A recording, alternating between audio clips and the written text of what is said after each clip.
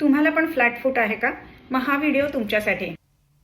Flat फूट म्हणजेच काय, तर आपले जी पावलं असतात तर त्याला आर्चेस नॉर्मली असतात आणि हे आर्चेस जेव्हा नसतात किंवा हे जेव्हा आर्चेस निघून जातात त्याला फ्लॅट फूट असं म्हणतात. जर तुम्ही पाय ओले केले आणि जमिनीवर ठेवले तर संपूर्ण पायाचा ठसा उठत असेल तर तो फ्लॅट फूट आहे. आणि त्यामध्ये जर का तुमची कडेची बाजू दिसते, पोडं दिसतात आणि टाचा दिसतात आणि मधला जो खोलगट भाग असतो ना तो जर का ह्याच्यामध्ये जमिनीवरती ठसा उमटत नसेल, त्याचा म्हणजे एवढंच पाऊल उमटत असेल तर तुम्हाला फ्लॅट फूट नाहीये. ही सगळी पहिली त्याची टेस्ट की फ्लॅट फूट ओळखायचा कसा. मग आता हा फ्लॅट फूट कोणामध्ये असतो असं जर का बघितलं तर लहान बाळं जी असतात की नाही, जन्मलेली आणि नुकतीच चालायला लागले, ह्या सगळ्यांना फ्लॅट फूट असतो. हे नॉर्मल आहे. मग हळूहळू आर्चेस डेव्हलप होत जातात आणि काही काळामध्ये खूप वय झालं, 80च्या पुढे वय गेलं की ह्या आर्चेस हळूहळू ड्रॉपडाऊन व्हायला लागतात आणि फ्लॅट फूट व्हायला लागतो. विशेष करून डायबिटीस असणं किंवा आर्थरायटिस असणं ह्या केसेसमध्ये फ्लॅट फूट आपल्याला जास्ती करून बघायला. त्याचबरोबरीनं काही इंजुरीज झाले असतील, ऍक्सिडेंट्स झाले असतील तर त्यामुळे सुद्धा हा फ्लॅट फूट बघायला मिळतो. आता ह्या आर्चेसचं काम काय असतं, तर जेव्हा आपण चालतो ना तर त्यावेळेला हा जो मधला आर्च असतो तर तो स्प्रिंगबोर्ड सारखं काम करतो. म्हणजेच काय, आपण इझिली चालू शकतो. जे वेट असतं ते डिस्ट्रीब्युशन व्हायला मदत होत असते.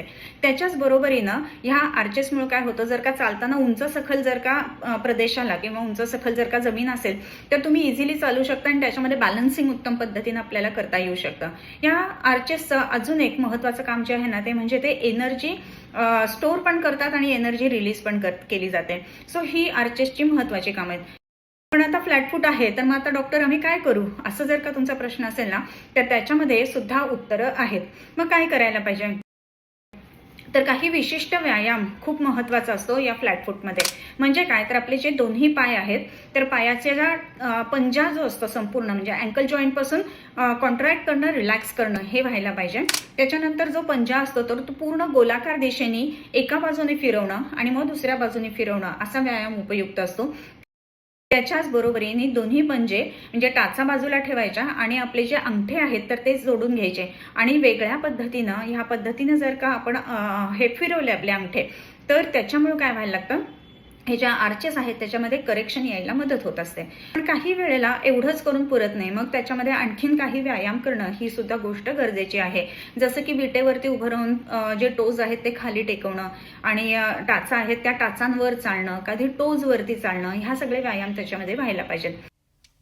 आता ह्याच्यामध्ये आयुर्वेदात काय सोल्युशन आहे, पंचकर्म उपयुक्त असतं का, तर येस, ह्याच्यासाठी पंचकर्माचा उपयोग होतो.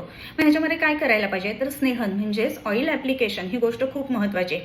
मग अगदी तुमच्या घरामध्ये साधं तिळाचं तेल जरी असेल ना ते तुम्ही रोजच्या रोज पावलांना लावलं आणि शेकून घेतलं हॉट वॉटर बॅगनी तरी सुद्धा पेन किंवा ह्याच्यामुळं म्हणजे आर्चेस नसल्यामुळं, फ्लॅट फूट असल्यामुळं पेन होणं किंवा पायाला सूज येणं ह्या ज्या गोष्टी असतात त्या कमी यायला मदत होते. तसंच आर्चेस रिस्टोर व्हायला सुद्धा रेग्युलरली जर स्नेहन केलं गेलं ना तर त्याची सुद्धा मदत होत असते. त्याच्याच बरोबरीनं स्वेदन म्हणजे शेक देणं, ऑइल ॲप्लिकेशन करणं ह्याला आयुर्वेदामध्ये स्नेहन म्हणतात आणि शेक देणं म्हणजे स्वेदन किंवा फुमेंटेशन. मग त्यामध्ये अगदी तुम्ही नॉर्मली हॉट वॉटर बॅगने सुद्धा शेकू शकता. विशेष दवाखान्यांमध्ये, आपल्या आयुर्वेदिक दवाखान्यांमध्ये जेव्हा आपण बघतो त्यावेळेला नाडीस्वेद म्हणून एक स्वेदन दिलं जातं, त्याचा अतिशय उत्तम परिणाम ह्या स्वेदनामध्ये घेता येतो आपल्याला. त्याच्याच बरोबरीनं पंचकर्मातलं एक पिंडस्वेद म्हणून पंचकर्म आहे. मग ह्या पिंडस्वेदामध्ये काही विशिष्ट औषधांची पोटली बनवली जाते, ती काही काड्यांमध्ये डिप केली जाते आणि त्याचं स्वेदन किंवा फुमेंटेशन केलं जातं. त्या गोष्टीमुळे काय होतं तर मसल्स रिलॅक्स व्हायला लागतात आणि हे आर्चेस जे आहेत ते पुन्हा रिस्टोर व्हायला मदत होऊ शकते. त्याच्याच बरोबरीनं चूर्ण पोटली म्हणून एक पंचकर्म असतं आणि ह्या चूर्ण पोटलीचा सुद्धा उपयोग जो आहे ना तर तो ह्या आर्चेससाठी उपयुक्त असतो.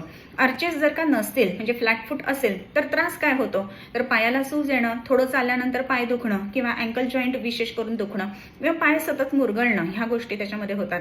आणि हे जर का होत असेल तर आयुर्वेदाच्या दृष्टिकोनातून ह्या सगळे उपचारांचं महत्त्व खूप जास्ती आहे. म्हणून आयुर्वेदाची कास धरावी आणि आपलं आरोग्य उत्तम ठेवावं. नमस्कार.